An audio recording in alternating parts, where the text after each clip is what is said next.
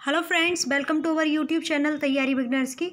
इस वीडियो में आपको नेशनल रिक्रूटमेंट एजेंसी के बारे में विस्तृत जानकारी प्राप्त होगी। पार्ट 1 में हमने एक देश एक परीक्षा के बारे में डिस्कशन किया है। इसमें नेशनल रिक्रूटमेंट एजेंसी के बारे में विस्तृत जानकारी प्राप्त करेंगे। अब सरकारी नौकरी के चयन के लिए होगी सिर्फ एक परीक्षा। जानिए कैसे मिलेगा नौकरी के इच्छुक कैंडिडेट्स को इसका लाभ। नौकरी के इच्छुक कैंडिडेट को सीईटी से मिलेंगे बेहतर ऑप्शन। 3 अलग अलग स्तर पर आयोजित होगा common eligibility test, graduation, 12th pass और 10th पास। गैर तकनीकी पदों के लिए एसएससी, आरआरबी और आईबीपीएस की टियर 1 परीक्षा की जगह आयोजित होगी सीईटी। केंद्र सरकार में ग्रुप बी और सी के पदों के लिए उम्मीदवारों को सीईटी द्वारा किया जाएगा शॉर्टलिस्ट। वर्तमान में सरकार की करीब 20 रिक्रूटमेंट एजेंसियां अलग अलग एलिजिबिलिटी टेस्ट आयोजित करती हैं। देश में करीब 1000 परीक्षा केंद्र होंगे। 117 आकांक्षी जिले समेत हर जिले में कम से कम एक परीक्षा केंद्र होगा। केंद्रीय मंत्रिमंडल की बुधवार को हुई बैठक में 5 अहम फैसलों में नेशनल रिक्रूटमेंट एजेंसी के गठन को भी मंजूरी दी गई।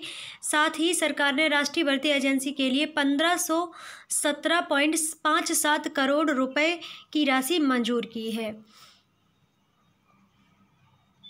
अब national recruitment agency common eligibility test का आयोजन करेगी, यानी अब सरकारी नौकरी में चयन के लिए विभिन्न परीक्षाओं में बैठने वाले अभ्यर्थियों को सिर्फ एक ही परीक्षा में बैठना होगा। मौजूदा समय में देश में सरकार की करीब 20 रिक्रूटमेंट एजेंसियां अलग अलग परीक्षाएं आयोजित करती हैं। ऐसे में एक छात्र अगर 4 से 5 परीक्षा भी देता है तो एग्ज़ाम देने के लिए बार बार जाना पड़ता है और बार बार परीक्षा का तनाव होता है। बार बार होने वाली इन परेशानियों को ख़त्म कर अब नेशनल रिक्रूटमेंट एजेंसी का गठन किया जाएगा, जो केवल एक परीक्षा लेगी, कॉमन एलिजिबिलिटी टेस्ट, जिसे सीईटी का नाम दिया जाएगा। कॉमन एलिजिबिलिटी टेस्ट में सुनिश्चित होगी पारदर्शिता। सिलेक्शन प्रोसेस में लगने वाले समय में आएगी कमी। 117 आकांक्षी जिले समेत हर जिले में कम से कम एक परीक्षा केंद्र होगा। ग्रामीण इलाकों में रह रही महिलाओं और वंचित उम्मीदवारों को मिल सकेंगे बेहतर अवसर।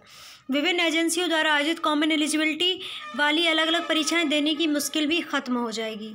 विभिन्न परीक्षाओं से नौकरी उम्मीदवार को होने वाली दिक्कत है। हर रिक्रूटमेंट का एग्ज़ाम शेड्यूल अलग अलग होता है, एप्लीकेशन प्रोसेस भी अलग अलग होते हैं। जब 2-3 परीक्षा करानी होती है तो इंफ्रास्ट्रक्चर की कमी की वजह से कई जगहों पर नकल की संभावना भी बढ़ जाती है। अलग अलग रिक्रूटमेंट के लिए अलग अलग फॉर्म के पैसे देने पड़ते थे। हर फॉर्म के साथ bank order, PO, demand draft आदि लगाने के लिए कैंडिडेट्स को परेशान होना पड़ता था। ज़्यादातर परीक्षा केंद्र शहरी क्षेत्रों में होने के कारण ग्रामीण इलाकों और छोटे कस्बों के कैंडिडेट्स को परीक्षा देने के लिए बार बार यात्रा करनी पड़ती है। इतना ही नहीं, यात्रा के अलावा शहर में आने पर होटल में रुकने का खर्च जो है वो अलग से उठाना पड़ता है। कई परीक्षाओं की तारीखें एक ही दिन पड़ने की वजह से अभ्यर्थियों को एक न एक एग्ज़ाम छोड़ना ही पड़ता है। साथ ही इंफ्रास्ट्रक्चर की कमी भी महसूस होती है, क्योंकि कुछ केंद्रों पर ही परीक्षाएं कराई जा सकती हैं। ऐसे में भीड़ बहुत बढ़ जाती है। परीक्षा के दौरान केंद्र की सुरक्षा के लिए जिला प्रशासन को अलग से अधिकारियों और पुलिस को तैनात करना पड़ता है। बार बार परीक्षाएं होने से बार बार इस प्रक्रिया से गुजरना पड़ता है। इन सब के कारण खर्च बढ़ने के साथ साथ रिक्रूटमेंट की प्रक्रिया भी बहुत लंबी हो जाती है। राष्ट्रीय भर्ती एजेंसी से आसान हो जाएगी भर्ती। मौजूद समय में कैंडिडेट्स को सरकारी नौकरी के लिए विभिन्न एजेंसियों द्वारा परीक्षाएं आयोजित कई बार देनी पड़ती हैं। राष्ट्रीय भर्ती एजेंसी के गठन के बाद विभिन्न सरकारी नौकरियों के लिए टियर 1 की सामान्य परीक्षा होगी। परीक्षा में शामिल होने के लिए कई बार फीस भरने के साथ ही परीक्षा देने के लिए लंबी यात्रा भी करनी पड़ती है। ठीक है, जब करनी पड़ती है अभी, जब ये नियम आ गया है तो इसके बाद से ये जो चीज़ें हैं वो कम हो जाएंगी। नेशनल रिक्रूटमेंट एजेंसी की पहल से कैंडिडेट और संबंधित रिक्रूटमेंट एजेंसी का बोझ भी कम हो जाएगा। विभिन्न परीक्षाओं से संस्थानों को होने वाली हैं दिक्कतें। देश में केंद्र सरकार की 20 से ज़्यादा रिक्रूटमेंट एजेंसियां हैं। हर एजेंसी अलग अलग समय पर परीक्षा आयोजित करती है, जिसके लिए संस्थानों को बार बार तैयारी करनी पड़ती है। अलग अलग एजेंसियां अपने हिसाब से प्रश्न पत्र बनाती हैं, जिसके कारण कहीं प्रश्न पत्र आसान आता है तो कहीं कठिन, जबकि मकसद सभी का एक ही होता है। परीक्षाओं के लिए केंद्रों की उपलब्धता के आधार पर तारीख निर्धारित करनी पड़ती है। इविजिलेशन और सुपरविजन के लिए भी बार बार स्टाफ को बुलाना पड़ता है। एप्लीकेशन की प्रोसेसिंग भी अलग अलग तरह से होने के कारण परिणाम देर से आते हैं। 8 पॉइंट में समझे कॉमन एलिजिबिलिटी टेस्ट को। आरआरबी, आईबीपीएस और एसएससी के लिए होगी एक ही परीक्षा। 12 भाषाओं में आयोजित किया जाएगा। पहले लेवल की परीक्षा होगी सीईटी। 3 साल के लिए मान्य होगा सीईटी का स्कोर। भर्तियां, सिलेक्शन, जॉब प्लेसमेंट होगा आसान। बार बार की परीक्षा, फीस और तनाव से मिलेगी राहत। देश भर में 1000 परीक्षा केंद्र बनाने का लक्ष्य है। 3 साल में कुल 1517.57 की लागत से बनेगा एनआरए। नेशनल रिक्रूटमेंट एजेंसी में होगा क्या, तो ये भी जान लीजिएगा। नई व्यवस्था के तहत इन 3 संस्थाओं के लिए होगा कॉमन एलिजिबिलिटी टेस्ट। जो कि संस्था भर्ती कराना चाहती है वो इस सीईटी से मिलने वाले स्कोर को आधार बना सकेंगे।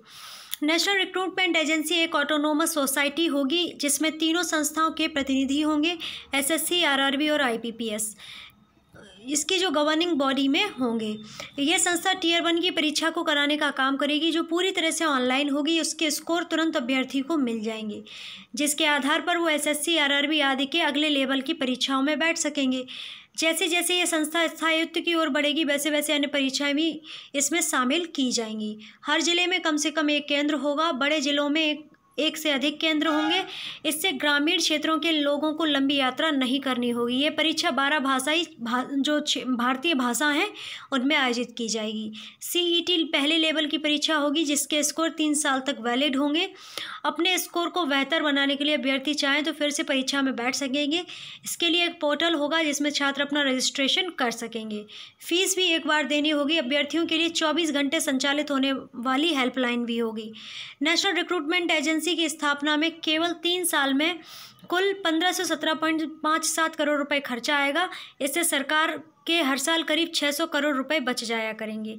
तब ये जो कोई अगर पूछता है कि जो दूसरा नियम आया है, एक देश एक परीक्षा, उसमें कोई घाटा है या नुकसान है, तो अगर आप विस्तृत जानकारी प्राप्त करते हैं तो इसमें नुकसान की बजाय फ़ायदा ज़्यादा है। एक तो कैंडिडेट्स, अगर एक एग्ज़ाम होगा उसमें क्या होगा, कैंडिडेट्स वही क्वालिफाई करेंगे इसको जो वाकई में तैयारी करते हैं। जो बहुत सारी भीड़ भाड़ होती है वो तो अपने आप छट जानी है।